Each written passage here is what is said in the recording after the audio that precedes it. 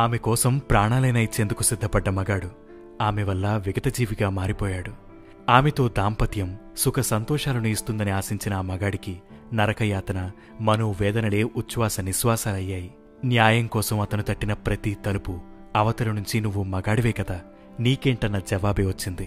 న్యాయం కోసం అతను ఓపిగ్గా అడుగులేస్తున్నా ఎక్కడా గమ్యం తాలూకు ఆనవాళ్లు కనిపించలేదు.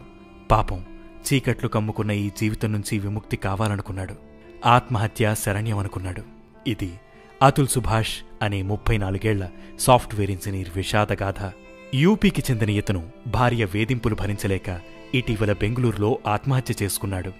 చనిపోయే ముందు ఇతను రిలీజ్ చేసిన వీడియో, 24 పేజీల సూసైడ్ నోట్ ఇప్పుడు చర్చనీయాంశమయ్యాయి. తనపై తన భార్య నిఖితా సింఘానియా వరకట్న వేధింపులు, గృహహింస మొదలైన తప్పుడు కేసులు పెట్టి వేధించిందని, గతంలో వరకట్నం వేధింపుల కారణంగానే ఆమె తండ్రి చనిపోయారంటూ నిఖితా అతుల్ సుభాష్పై మర్డర్ కేసు పెట్టిందట. కాని క్రాస్ ఎగ్జామినేషన్లో అదంతా ఫేక్ అని తేలింది. అయినా సరే ఆమె వేధింపులు ఆగలేదు. తన 4 ఏళ్ల కుమారుడి మెయింటెనెన్స్ కోసం నెలకు 2 లక్షలు డిమాండ్ చేసింది. అంతేగాక గతంలో తనకు పరిహారంగా ₹1 కోటి ఇవ్వాలన్న ఆమె ఆ మొత్తాన్ని ఇప్పుడు 3 కోట్లకు పెంచిందట. సూసైడ్ నోట్లో పేర్కొన్న దాని ప్రకారం ఈ ఏడాది మార్చిలో యూపీలోని జౌన్పూర్ ఫ్యామిలీ కోర్టులో జరిగిన సంఘటనైతే మరింత బాధాకరం. మ్యాటర్ సెటిల్ చేసేందుకు జడ్జి జస్టిస్ రీతా కౌశిక్ అతుల్ సుభాష్ అతని భార్యను క్యాబిన్కు పిలిచిందట. భార్య ₹3 కోట్ల ఇవ్వాలన్న డిమాండ్ను సమర్థించిన జడ్జి, నీ దగ్గర ఉండే ఉంటాయి, అందుకే అడుగుతోందిగా, ఇచ్చేయచ్చుగా అని బాధితుడికి సూచించారట. ఫేక్ కేసుల వల్ల ఎంతోమంది మగవారు ఆత్మహత్య చేసుకుంటున్నారని అతను చెప్పగా, నువ్వు కూడా చచ్చిపోవచ్చుగా అని అంతటా అతని భార్య. దీనిని తప్పుబట్టాల్సింది పోయి ఆమె మాటలకు ఆ జడ్జి నవ్వారంటూ తన బాధను సూసైడ్ నోట్లో చెప్పుకొచ్చారు అతుల్.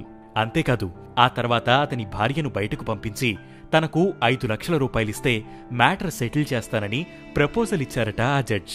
లేదంటే జీవితాంతం నువ్వు నీ కుటుంబ సభ్యులు ఇలా కోర్టు చుట్టూ తిరగాల్సిందేనని తేల్చి చెప్పారట. అతను సూసైడ్ నోట్లో చెప్పింది నిజమే అనుకుంటే ఆ జడ్జిచ్చిన రియాక్షన్కి అర్థమేంటి? మగాడి బాధంటే అంత లోకువా? మంచి చెడులు విచారించి కోర్టుకొచ్చిన బాధితులకు న్యాయం చేయాల్సింది పోయి వారి న్యాయానికి ఓ ప్రైస్ ఫిక్స్ చేయడమేంటి? ఎటూ మార్గం కనిపించకపోవడంతోనే అతను నీకోసం ప్రాణాలైనా ఇద్దామననుకున్నాను, కాని ఇప్పుడు నీవల్లే చనిపోతున్నాను అని పేర్కొంటూ బలవన్మరణానికి పాల్పడ్డాడు. అతుల్ సుభాష్ కేసు ఎందరో భార్యా బాధితుల పరిస్థితికి అద్దం పడుతోంది. నెట్టింట సైతం మెన్2 అనే హ్యాష్ట్యాగ్తో ట్రెండ్ చేస్తున్నారు. మహిళ కన్నీరు కారిస్తే ర్యాలీలు చేసే సంఘాలు పురుషులకు అన్యాయం జరిగినప్పుడు ఏమైపోయినట్టు అనే ప్రశ్నలు సైతం తలెత్తుతున్నాయి. తమకు రక్షణగా ఉన్న న్యాయ వ్యవస్థలను కొందరు మహిళలు మిస్యూజ్ చేసుకోవడం చాలా దురదృష్టకరం.